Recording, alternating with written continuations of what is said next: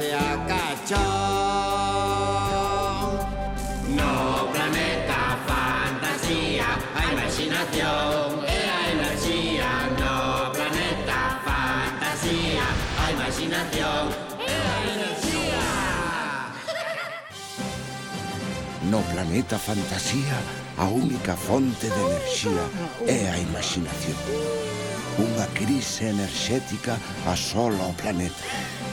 O Consello de Sabios Fantásticos decidiu enviar a 4 intrépidos cosmonautas para buscar a imaginación pola galaxia. Sí, buscarémosla.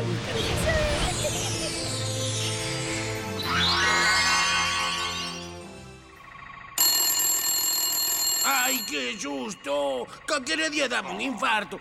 A ver se lle baixamos o volumen ao teléfono. Collo eu. Non, collo eu. Non, collo eu. Collo eu. Collo eu. Collo... Bo día, nave espacial do planeta Fantasía. En que podo axudalo? Que pasa? Oh, quen é? Queres deixarme falar por teléfono? Desculpe, continúe. Moi ben, moitísimas grazas. Mañá estaremos no Caurel sen falla. Adeus. Quen era? A Asociación de Amigos de Uxío Novoneira quere agasallarnos cun libro para axudar o noso planeta. Sí, que hai boa xente neste país. Que ben, co que me gusta a min, Uxío Novoneira. Neva no bico do cumio, neva xa pola ladeira, neva no teito e na eira. Ai, que poeta. Hoxe pasámolo ben, moi ben. Cantos contos sabe a xente desta zona? É unha terra máxica, comandante Gagá. É fermosa. Fermosa, sí, pero xa estou canso de tanto camiñar, Fiuncho, sempre te estás queixando. Goza da paisaxe. A verdade é que levamos moito tempo camiñando. Comandante, seguro que este é o camiño que leva a nave. Ah, segurísimo. Chegar ao cruceiro e a man esquerda. Bo, estamos che ben. Ti colliches a da dereita. Pois temos que dar volta. Merliño, non será mellor que nos teletransportes? A teletransportación consome moita imaginación e temos que aforrala para enviala ao noso planeta. Hola! Non é por nada, pero a min dá má sensación de que alguén nos segue. Paréceme que sí. Vos seguide caminando, que pouco falta para chegar á nave. Ai, xa non aguanto máis. Se non se presenta quen nos siga, preséntome eu.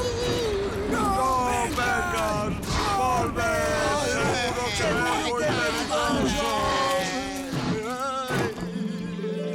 Ai, mirade. Mirade o que nos daba tanto medo. Oh, yo era un lobiño pequeno. Qué bonito é. Título: Hilda, o lobo, o corzo e o xabarín. Autor: Uxío Novoneira. Ilustracións: Manuel Uía. Editorial: Tambre. Hilda vivía nunha torre ergueita en riba dun penedo.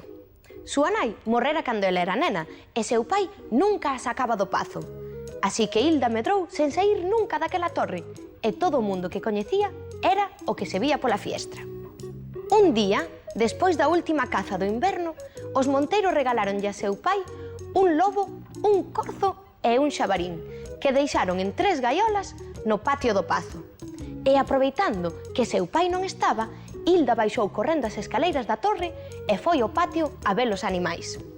En canto se parou diante das gaiolas, faloulle o xabarín desta maneira: Dona Hilda, se nos deixades libres, prometo andar todas as terras de Galicia e de León e falar con todos os xabarís para que veñan vivir aquí, ao Courel, en col do pazo de teu pai.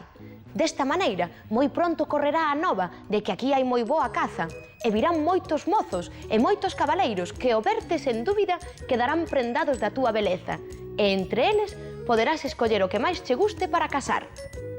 Despois falou o corzo, que lle dixo: e eu prometo cho mesmo. E despois falou o lobo, que lle dixo: pois eu prométoche falar con todos os lobos para que vayan vivir a outras serras. Hilda, que tiña moitas ganas de marchar de aquela torre, quedou pensando un anaco. Mirou ao rededor a ver se había alguén e, como non se vía ninguén, abriu as gaiolas e deixou marchar os animais. Aos poucos meses, a nova da cantidade de caza que había naquela serra correu todo Galicia. E, efectivamente, chegaron moitos cabaleiros e moitos namoraron da extraña beleza de Hilda. Pero ela só namorou de un. Ao pouco tempo, fixeron unhas grandes bodas e, tal e como Hilda soñara, marcharon con unha longa cabalgata que percorría a serra e, dende o alto do monte, o lobo, o corzo e o xabarín miraron a marchar.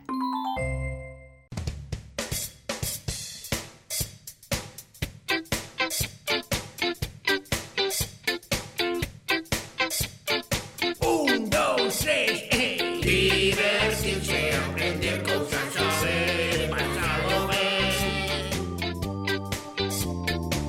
Con contos todo puede suceder.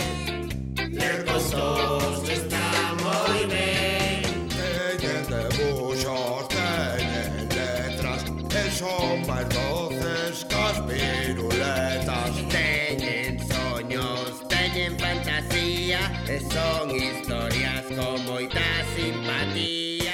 Divertirse.